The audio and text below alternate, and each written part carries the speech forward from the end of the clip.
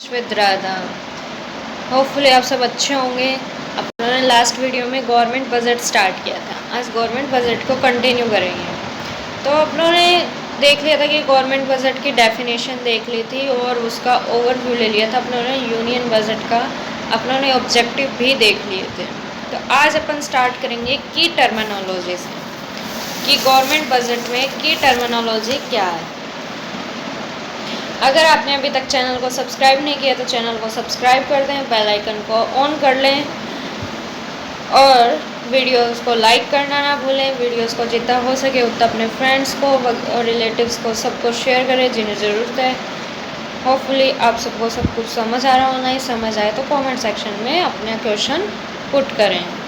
तो अपन स्टार्ट करते हैं अपना की टर्मिनोलॉजी। की टर्मिनोलॉजी कुछ की टर्मिनोलॉजी होती है, इंपॉर्टेंट टर्मिनोलॉजी होती है अपने गवर्नमेंट बजट में जो अपने को पता होनी चाहिए। सबसे पहले आती है अपना annual financial statement. Annual financial statement क्या कहता है? एनुअल फाइनल स्टेटमेंट की पावर यानी फाइनेंशियल स्टेटमेंट की पावर किस में दी गई है? आर्टिकल 112 में दी गई है। और government to present to parliament by minister of finance. Government present करती है पार्लियामेंट में। किसके द्वारा प्रेजेंट किया जाता है? ये मिनिस्टर ऑफ फाइनेंस के द्वारा प्रेजेंट किया जाता है। Statement of estimated receipt and expenditure of every financial year. और इसके अंदर क्या होता है कि स्टेटमेंट होता है एवरी ईयर के फाइनेंशियल रिसिप्ट होती है उस फाइनेंशियल ईयर के एस्टिमेटेड रिसिप्ट्स होती है और एक्सपेंडिचर के स्टेटमेंट्स होते हैं। ये 10 पेज का डॉक्यूमेंट्स होता है। ये 3 पार्ट्स में डिवाइडेड है। पार्ट 1 कंसोलिडेटेड फंड और contingency fund and public fund account. ये 3 पार्ट में एनुअल फाइनेंशियल स्टेटमेंट डिवाइड होता है। अब आगे अपन बात करते हैं कंसोलिडेटेड फंड की। कंसोलिडेटेड फंड क्या होता है? कंसोलिडेटेड फंड होता है all revenue raised by the government of India. All revenue raised by the government of India, money borrowed, receipt from loan, credited to fund. कि इसके अंदर सारे रिवेन्यूज़ आ जाते हैं जो कि गवर्नमेंट ऑफ इंडिया के द्वारा इशू राइज किए गए होते हैं। जैसे कि मनी बोरोड हो गया, रिसिप्ट होगी लोन क्रेडिटर से रिसिप्ट होगी, लोन क्रेडिटेड टू फंड जो क्रेडिट फंड के लिए लोन लिया गया है उसकी रिसिप्ट होगी। ठीक है। और all government expenditure is made from this fund except contingency fund and public account. और जितने भी गवर्नमेंट के एक्सपेंडिचर है वो इसी जो अपनों ने ऊपर फंड लिया है, मनी बोरो किया है, गवर्नमेंट ऑफ इंडिया राइज करती है रिवेन्यू। तो जैसे कि मनी बोरोड किया है अपनों ने लोन फंड के लिए, लोन क्रेडिटर से रिसिप्ट ली है, इन सब से अपन गवर्नमेंट एक्सपेंडिचर को पे करते हैं। किन किन को छोड़ के? कंटीजेंसी फंड को छोड़ के और पब्लिक अकाउंट का पैसा छोड़ के बाकी सारा जो एक्सपेंडिचर है वो अपन कंसोलिडेटेड फंड में आ जाते हैं। और विड्रोवल के लिए अगर अपन को विड्रोवल करना है तो उसके लिए पार्लियामेंट के अप्रूवल की ज़रूरत है। पहले पार्लियामेंट का अप्रूवल लेना होगा। उसके बाद अपन बात करते हैं डिमांड फॉर ग्रांट्स जो कि आर्टिकल नंबर 113 में है। ये क्या कहते हैं ये देखते हैं। It estimated of expenditure from the consolidated fund. ये एस्टिमेटेड करता है एक्सपेंडिचर को कि कंसोलिडेटेड फंड के से। It require prior approval of Lok Sabha. ये लोकसभा की पेरियर अप्रूवल को रिक्वायर करता है, ज़रूरी है। It include provision. इसके अंदर प्रोविज़न इंक्लूड है रिस्पेक्ट टू रिवेन्यू एक्सपेंडिचर के साथ, कैपिटल एक्सपेंडिचर ग्रांट्स के साथ to state and union territory. Capital expenditure grant to the state and union territory.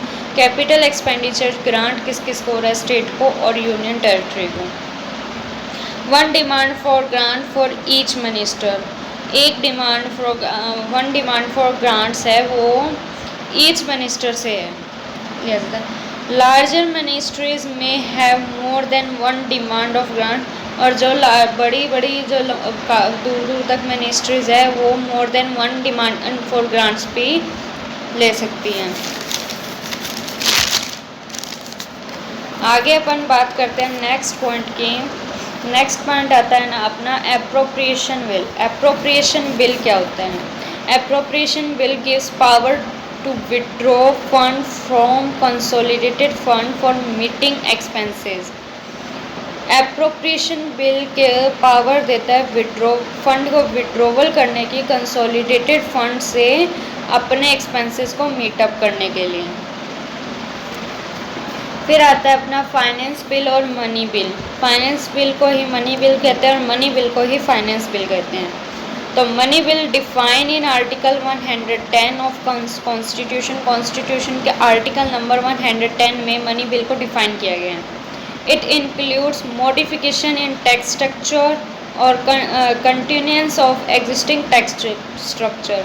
ये इसके अंदर जो टैक्स स्ट्रक्चर है और जो एग्जिस्टिंग टैक्स स्ट्रक्चर उसके अंदर मॉडिफिकेशन हुआ है।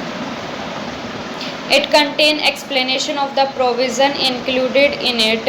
और ये कंटेन करता है एक्सप्लेनेशन करता है प्रोविज़न को जो इसके अंदर इंक्लूड है। Can be introduce in Lok Sabha. और ये लोकसभा में इंट्रोड्यूस होगा। Bill has to be passed by the parliament. Parliament के द्वारा बिल पास होता है 75 इंट्रोडक्शन के 75 डेज़ के अंदर। आगे अपनी बात आती है कंटीजेंसी फंड। कंटीजेंसी फंड क्या कहता है? कंटीजेंसी फंड कहता है emergency fund of ₹500 crore. Contingency fund के अंदर एमरजेंसी फंड होता है कितने का? 500 करोड़ रुपीज़ का। Any expenditure require subsequent approval from parliament and amount withdrawal is return from consolidated fund. और कोई भी एक्सपेंडिचर की रिक्वायरमेंट है सब्सिक्वेंट अप्रूवल लेनी पड़ेगी पार्लियामेंट से। मतलब अगर एमरजेंसी है तो दे दो, उसके बाद अप्रूवल भी लेनी पड़ेगी देने के बाद कि हमने यहाँ पैसा दिए, ये एमरजेंसी थी। और जो अमाउंट विड्रॉवल हैं वो रिटर्न की जाएगी कंसोलिडेटेड फंड से।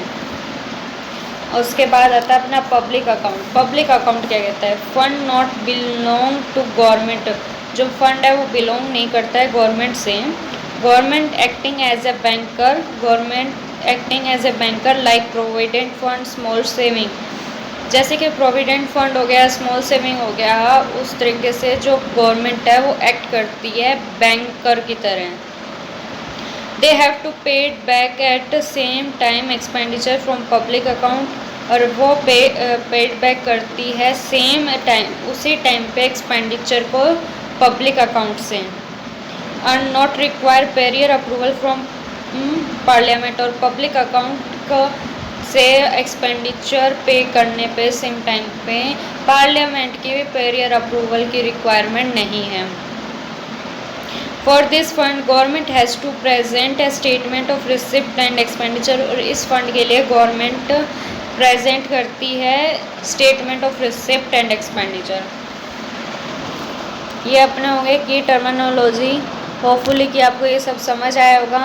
नेक्स्ट वीडियो में अपन बात करेंगे स्ट्रक्चर ऑफ बजट की। तब तक have a good day, keep happy, keep healthy, bye bye.